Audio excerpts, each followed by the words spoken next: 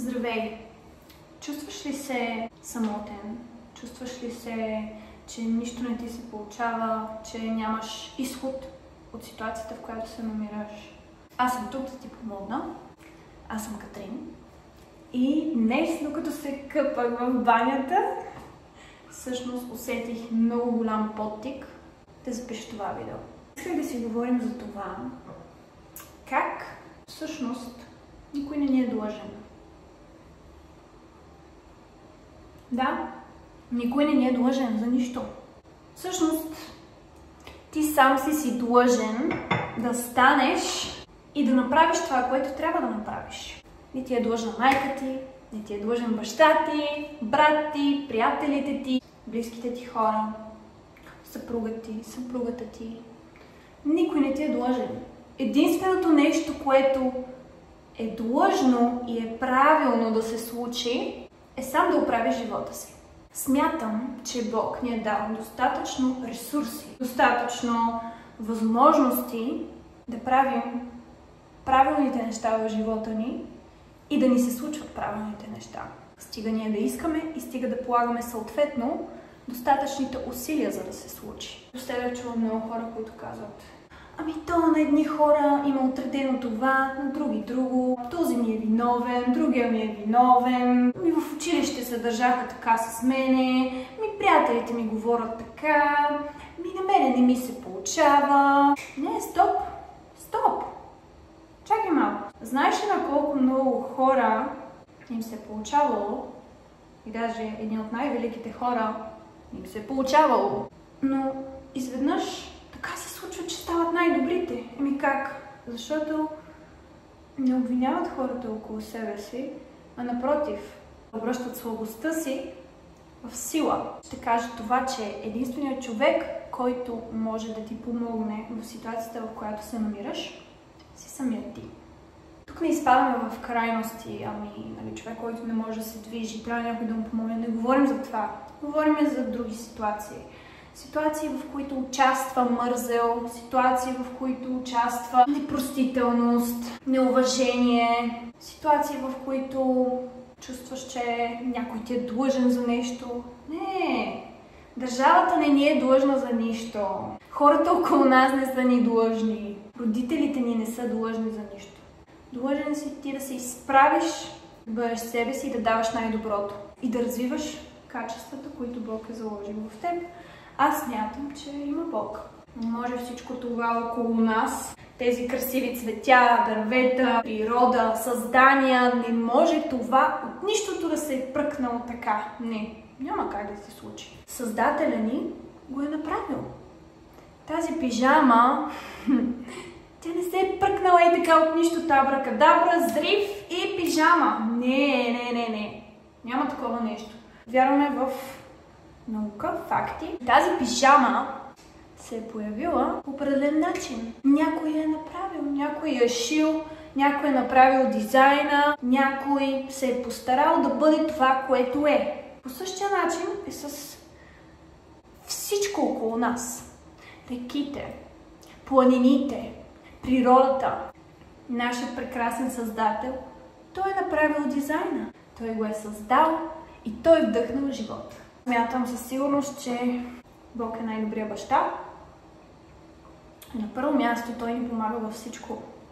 Да, ние си помагаме, така е, но има моменти, които са много тежки. Има моменти, в които дори ние самите не можем да си помогнем. Без това време, падайки на колене пред Бог, аз нямаше да бъда човека, който съм.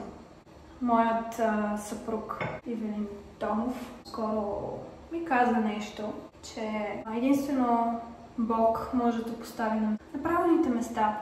Не може да те постави да имаш много пари, да имаш много връзки. Да, със сигурност това помага, но най-много помага Бог. Най-много помага присъствието на Бог, помощта на Бог, Неговата любов. Това е нещо, което ни избавя от всички отвратителни неща и тежки неща, които се случват в живота ни. Всъщност, когато бях малка, родителите ми нямаха толкова пари. Случката е така, нямах 1 лев в джоба си. Но аз се държах, че се едно имам пари. Да, така и трябва, според мен, да се държим. Не да сме винаги в нужда, имам нужда от пари, имам нужда от това, имам нужда от третото, петото, шестото. Не, според мен ти трябва да ходиш с горе вдигната глава и винаги да си. Аз имам достатъчно. Аз не съм в позиция на нужда, аз съм в позиция да давам. И една моя съученичка, която явно нищо не беше слушала и не беше учила, а ние имахме изпит на следващия ден. И тя в последния момент се сеща, че мога да й помогна с темите и да й разкажа, имахме устен изпит, да й разкажа темите, върху които ще ни изпитват на следващия ден. Съгласих, разбира се, аз винаги даже бях, някой иска помощ от мен. Аз се радвах, че някой иска помощ от мен, смисъл. Аз винаги съм готов човек. Ако някой има нужда от нещо, веднага ще тичам, ще дам, ще помогна, ще направя всичко възможно да съм ценна и полезна. Защото не всеки ден ти се случва някой да те попита, може ли да ми помогнеш. Това е привилегия. Привилегия е да помогнеш. Привилегия е да дадеш от себе си, от това, което знаеш, от това, което си научил. И аз си казах, добре, ще ти помогна, няма проблем, разбира се, каквото искаш, както искаш, те направи всичко възможно, да научиш темите, да ги разбереш и да се подготвиш за утре и да си отлична. Седнахме в това заведение и бях като, добре, аз влизам тук, обаче аз дори не мога да си взема вода, ако ми пресъхна устата, какво ще правя? Нали, аз трябва да й разказвам на такова. Какво такова? Сега набързо ще й разкажа. Влизаме вътре, тя си поръчва хапване, поръчва си запиване, всичко. Седи, слуша, готова да й разкаже темите. Тя ме пита, ти няма ли нещо да ядеш и да пиеш? Аз викам, не съм гладна. Не свършим работа, ти хъпни. Ще ти помогна просто. И тя, добре. Защото аз не изглеждах, че имам нужда от нещо. Нали, на нея стана малко странно, но по никакъв начин не изглеждах, че аз съм в нужда. Как дори тогава, да, пилам ми се вода. Аз съм от тези хора, които постоянно пия вода. Много обичам вода. Обичам да се хидратирам 24/7. Пия по 3 литра на ден. И просто ми е любимото нещо. Дори тогава не се просто изключих за себе си. И се фокусирах върху това, от какво тя има нужда сега да се случи. И да й помогна. И на следващия ден всъщност тя изкара прекрасна оценка. И просто се мисля върху това как трябва да изключим понякога нуждите ни и това от какво имаме нужда сега. Малките ни нужди. Сега имам нужда да направя това, имам нужда да пия кафе, имам нужда да ям. Не, спри. Наистина, изключи за нуждите си.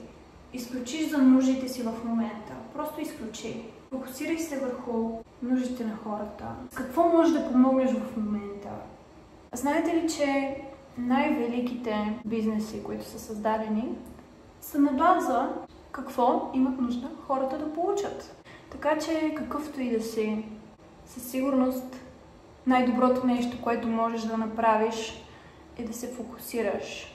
Сега, дай си го това като цел. Днес, тази седмица, този месец, аз ще се фокусирам върху хората от среща. Какво имат нужда те? От какво имат нужда те? С какво мога да им помогна? С какво мога да допринеса, да дам на обществото си, на родителите ми, на приятелите ми? Не се фокусирай върху себе си, върху страданията си, върху това кой какво ти е причинил. Фокусирай се върху прекрасните неща, които ни заобграждат. Нека да останем с това изречение в главите си. Този ден, тази седмица, този месец, че ние сме разрешението. Нуждата не е в нас, нуждата е отвън. И ние сме разрешението да помогнем хората около нас. Това беше от мен. И до скоро!